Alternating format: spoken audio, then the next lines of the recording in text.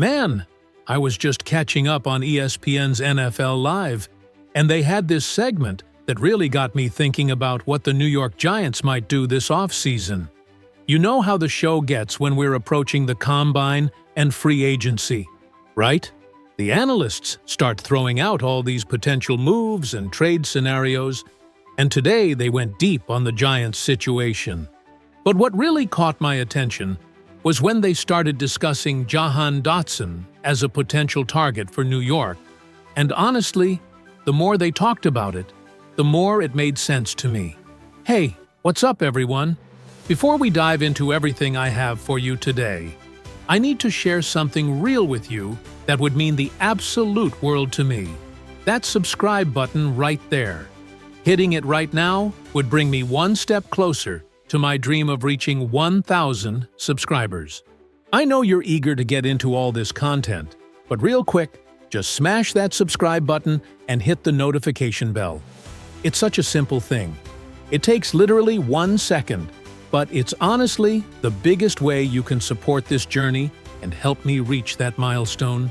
Trust me, every single subscription gets me closer to that goal. And honestly, it would mean everything to me. So, do me that quick favor right now and be part of this dream becoming reality. Prubber. So here's what went down on the program. They opened up the Giants segment by talking about how Adam Schefter expects this offseason to be filled with blockbuster trades because teams around the league are viewing both the NFL draft and free agency as somewhat subpar compared to previous years. And that's creating this interesting dynamic where franchises are looking at their current rosters and asking themselves if there are moves they can make through trades that would give them more certainty than rolling the dice in the draft or hoping the right free agent hits the market. The analysts even mentioned that there's talk at the upcoming owners' meetings about allowing teams to trade draft picks 5 years in advance instead of the current 3-year limit, which tells you just how aggressive front offices are trying to get with their asset management.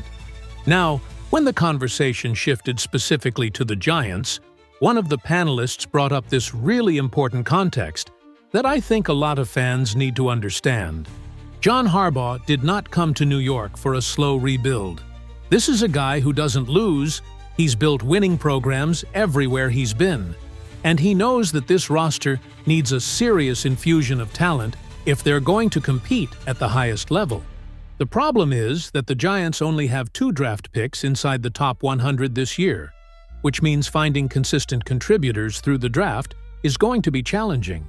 You're basically hoping to hit on pick 105 in round 4, and then after that, it becomes a complete crapshoot with a 5th rounder and 3 6th-round selections. That's where the trade market becomes so crucial for this franchise, and that's where Jahan Dotson enters the conversation. The analysts made this point that I thought was really insightful about what the Giants need offensively. They're looking for receivers who can create quick separation, who bring versatility to the passing game, and who can be reliable targets on 3rd downs when the chains need to move. When you break down Dotson's skill set, he checks every single one of those boxes in a way that makes you wonder why more people aren't talking about this potential fit. One of the ESPN analysts went through Dotson's strengths in detail, and it was genuinely eye-opening. He talked about how Dotson excels at running precise routes, how his short area acceleration allows him to create separation against tight coverage, and how his ability to read coverages makes him dangerous, regardless of what the defense throws at him. These are exactly the qualities you want in a receiver when your offense needs to execute quickly and efficiently. You don't need a guy who's going to demand 20 targets a game to be effective. You need someone who can make the most of his opportunities, convert critical plays, and keep defenses honest. That's Dotson's game in a nutshell. The discussion then expanded into how Dotson's versatility would fit with what the Giants are trying to build. He can line up in the slot, he can play on the short side of the field, he can go in motion and create confusion for defensive coordinators trying to match up against him.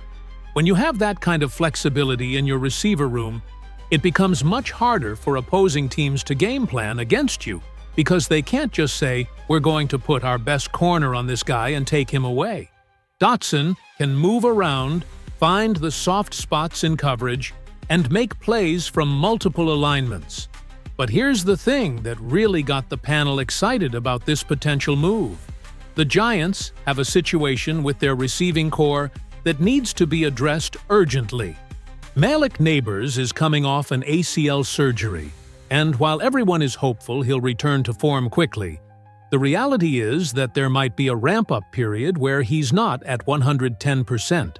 The analysts pointed out that the Giants absolutely cannot go into Week 1 with Darius Slayton and Wan'Dale Robinson as their best options if Neighbors isn't fully ready.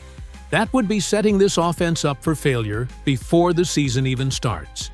Speaking of Wan'Dale Robinson, there was some interesting discussion about his future with the team.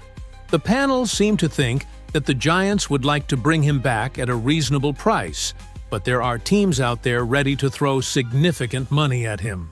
The Tennessee Titans were specifically mentioned as a team that could pursue Robinson aggressively now that Brian Daboll is there with Cam Ward, and they need a slot receiver.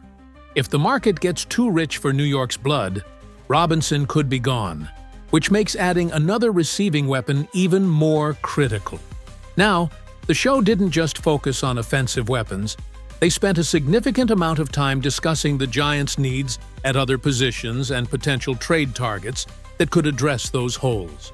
Corner was identified as arguably the biggest defensive need, especially if Cordell Flott either walks in free agency or gets a better offer than the Giants are willing to match. The panel brought up several names that could be available through trades, and the discussion was fascinating. Jalen Johnson of the Chicago Bears was the first corner mentioned, and the analysts spent considerable time on his situation. NFL.com had actually put out an article listing Johnson as a potential cap casualty for Chicago, which is wild when you think about the fact that this guy was one of the best corners in the entire league just a couple of years ago. He earned consecutive Pro Bowl selections in 2023 and 2024 before missing most of the 2025 season with a severe groin injury. The question becomes whether the Bears would rather cut him and eat the dead money or try to trade him and get something back. The numbers they discussed were eye-opening. Johnson carries a $24.5 million cap hit this year, and the Bears could save $15.5 million by designating him as a post-June 1st release. But anytime there's chatter about a cap casualty for a player who is still good despite recent injuries, teams are going to call and explore trade options. For the Giants, who desperately need a potential CB1, Johnson would be an ideal target. His 2023 PFF coverage grade was 90.4, which is elite-level production. He was good again the following year before the injury, and at 26 years old, he could be a boundary corner for New York for years to come. The panel also threw out some other corner names that could be available. Denzel Ward was mentioned as another cap casualty candidate. Trent McDuffie came up because the Kansas City Chiefs need to clear significant money from their books, which we saw when they restructured Patrick Mahomes' deal recently. And then there's Marlon Humphrey, who has an obvious connection to John Harbaugh from their years together in Baltimore. The consensus seemed to be that Humphrey probably won't be back with the Ravens, which means he could either be traded or hit free agency. Either way, the Giants should be all over that situation given the Harbaugh relationship. But let me bring this back to the Dotson discussion, because I think the offensive side of the ball is where the Giants really need to focus their attention.